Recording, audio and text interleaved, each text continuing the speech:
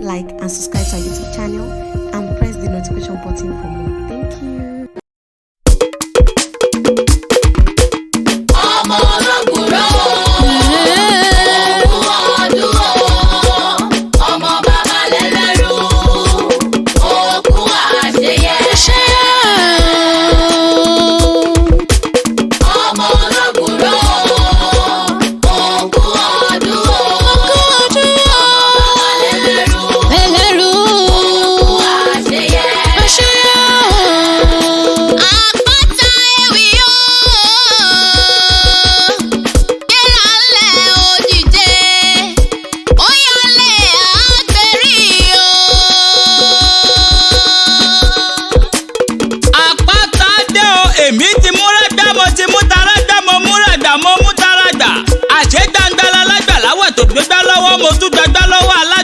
ọ̀rọ̀ bá di kanra àtìgbà tí mo gbà lọ́wọ́ alágbàlá onímọ̀gbó fún MC Blessing kó máa fi lò gbà.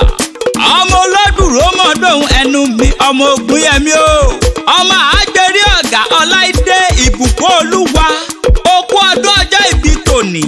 èmi wá kí ọkú ọdún ni torí lónìí ọdún rẹ mo ti ṣe tán ó yá jájọ wá máa gbé tọ́kì sórí àmàlà. ó yá lé bàbá tó bí ọlọ́mọ ńlá o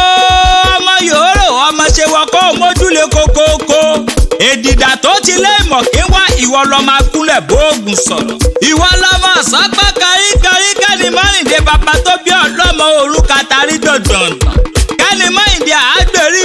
àbùsùbùsù ìdájí kẹ́ni mọ́rìndé bàbá tó bí ọlọ́mọ. kí ni bẹ́ẹ̀ lóde àgbèrí kìkì wọ kìkì jìnnìjìnnà. ẹ má fi kàn mí o ẹjẹ́ kú ti ká lára mi ọmọ abẹ́wé ṣùṣùṣù lẹ́yìn òkè ọmọ ewé ládọ́gba ọmọ ewé kan mo pè nílé olódùró ìdèwé ni wọ́n ń jẹ́ mi lójú ọlọ ọmọ bó jáwé kan ẹgbàá kan bó já méjì ẹgbàá èjì bó já mẹ́ta ẹgbàá ẹ̀ta bó já mẹ́rin ẹgbàá ẹ̀rin bó já márùn ẹgbàá ọ̀rùn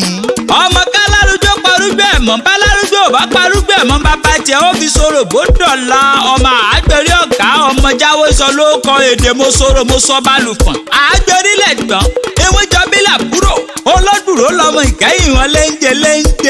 ilé ìyá rẹ̀ ń kọrí ìwọ ni kò yẹ ẹ̀sọ́ ìwọ lọmọ àgbọ̀n tún bẹ̀lẹ̀ jà ọmọ gbẹ̀yìn ọmọ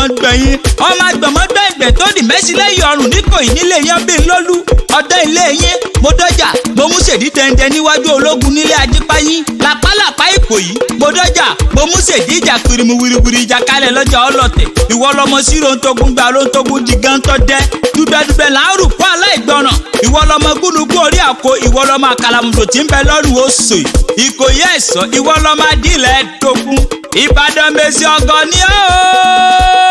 nílé olúyọ̀lé ìlú ògúnmọ́lá ológbòdo kẹrin lójú ogun ìlú ìbíkúnlé alágbàlá jayajaya ìlú àjàrí ògbórí ẹ̀fọn ṣe fìlàfìlà ìlú látọ́sà ààrẹ ọ̀nà kakanfò ìbàdàn ọmọ jòròsù ọmọ jẹ̀gbíyó ìkarànfọ́ rímú ìbàdàn májàmájà bí ìtọ́jà kínní èyí tó jẹ́ aládùúgbò gbogbo lógun ìbàdàn kì í bá ní sọ̀rọ̀ àìnáni lọ sójú ogun ìbàdàn kúrè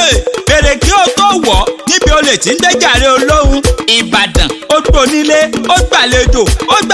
gbàjòjì ẹlẹ́yẹlé lomi jíjẹrú tọmọ láyípo ń mu àṣejì rẹ lomu gbùngbùn wẹ̀ nílẹ̀ ìbàdàn akínwáyé alákínwáyé akínwáyé ooo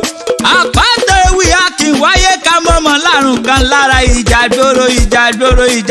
lárùn ìbàdàn alájọ ìbí ọ̀rẹ́ mi MC Blessing okó ọdún bàbá mi kọ́ bàmí ògùn yẹmi ọmọ olódùró ààrẹ ajíboríkì dára ilẹ̀ Yorùbá ṣé bàbá ń bẹ lálàáfíà ara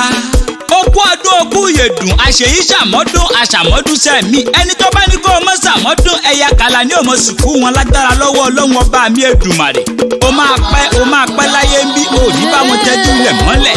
bóyin bá ṣe tán agbéra ó dinú kókó ògì bá fẹ̀rẹ̀ bòjò bá ṣe tán agbéra ó dinú sàrẹ̀ tó kọ́lé sí àpáta ewì mo ṣe tán mò ń retí tá a forí mi sọlẹ̀ sí níbi ojúmọ́ ti mọ́dé gbogbo ilẹ̀ kílẹ̀.